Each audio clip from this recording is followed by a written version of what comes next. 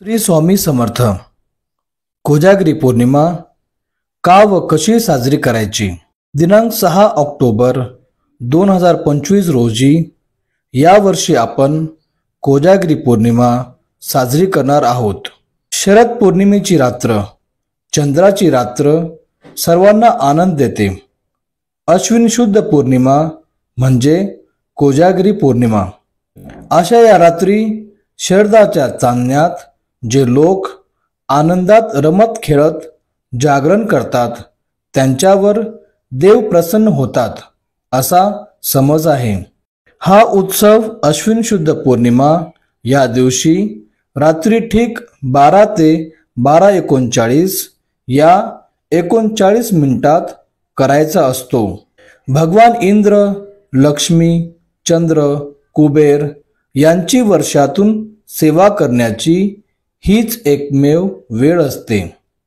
शक्यतो हा उत्सव प्रत्येकाने आपल्या घरीच करावा. उपरोक्त वरील देवता या दिवशी पृथ्वी तलावर आशीर्वाद देण्यासाठी येत असतात. त्यांना अमृताचा म्हणजेच दूध नैवेद्य करावा. पूजाविधी मांडणी करताना एका पाटावर किंवा चौरंगावर लक्ष्मीचे प्रतीक म्हणून विड्याचा जोड पानावर श्री गुरुपीठातून घेतलेले सिद्ध श्री यंत्र ठेवावे. हे यंत्र उपलब्ध नसल्यास सुपारी ठेवावी. दुसऱ्या जोड पानावर कुबेराचे प्रतीक म्हणून श्री गुरुपीठातून घेतलेले सिद्ध लक्ष्मी कुबेर यंत्र ठेवावे. हे यंत्र उपलब्ध नसल्यास सुपारी ठेवावी. तांदळाच्या राशीवर पाण्याने भरलेला तांब्याचा तांब्या किंवा गडवा, त्यात आंब्याचा डगळा इंद्राचे प्रतीक म्हणून घ्यावा. चंद्राचे प्रतीक म्हणून चंदनाचा भरीव गोल बनवावा. अशी मांडणी रात्री 12 वाजेपर्यंत करून ठेवावी. रात्री ठीक 12 ते 12:30 या 30 मिनिटात दुधाचे भांडे चंद्रकिरणात ठेवावे, जेणेकरून चंद्रदेवता शलाका रूपात अमृताचा प्रसाद देतात. 12:30 वाजेला पूजेच्या पाटासमोर पाण्याचे भरीव चौकोनी मंडल करून त्यावर दुधाचे भांडे ठेवून चारही देवांची हळद कुंकू, पांढरी फुले, अक्षता, अष्टगंध वाहून पूजा करावी. दुपारीच तुळशीपत्र तोडून ठेवावे. त्यात एक तुळशीपत्र टाकावे व नैवेद्य दाखवावा व पुढील प्रार्थना म्हणावी. ऋण रोगादि दारिद्र्यम अपमृत्यू भय शोक मनस्ताप नाशयंतु मम सर्वदा. दुधाचा नैवेद्य फक्त घरातील व्यक्तींनीच घ्यावा.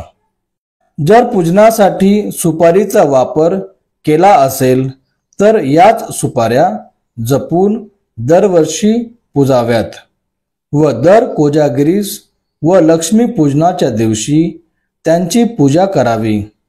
12 ते 12:30 या काळात लक्ष्मी प्राप्तीची सेवा करावी. लक्ष्मी प्राप्तीची सेवा. श्री स्वामी समर्थ मंत्राचा 11 माळ जप. श्री लक्ष्मी गायत्री मंत्र 1 माळ. श्री विष्णू गायत्री मंत्र 1 माळ. श्री कुबेर मंत्र 1 माळ. 16 वेळा श्री सूक्त. व्यंकटेश स्तोत्र 1 वेळा. गीतेचा 15वा अध्याय वाचावा. ही अतिशय महत्वाची लक्ष्मी प्राप्तीची सेवा आहे. लक्ष्मी म्हणजे श्री शोभा लक्ष्मी अनेक प्रकारची आहे. वित्त लक्ष्मी, गुणलक्ष्मी, भावलक्ष्मी वगैरे सर्वच प्रकारची लक्ष्मी जागृत माणसाला मिळते. आळशी, प्रमादी किंवा झोपाळू माणूस प्रत्यक्ष समोर आलेल्या लक्ष्मीलाही ओळखू शकत नाही. देवी महालक्ष्मी ही परम दयाळू आहे, कृपाळू आहे. ती हित करणारी आहे. पण या देवीची मोठी बहीण मात्र संकटे आणते, त्रास देते, कटकटी निर्माण करते. अशी कल्पना आहे. मोठ्या बहिणीस अक्काबाई म्हणतात.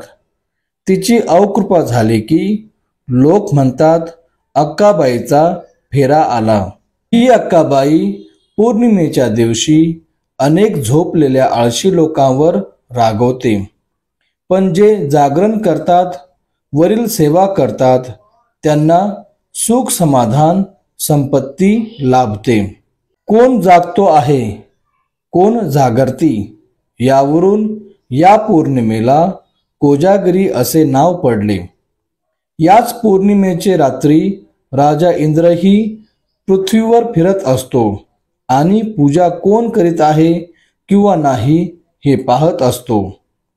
वारंवार तो कोजागरता असे विचारतो.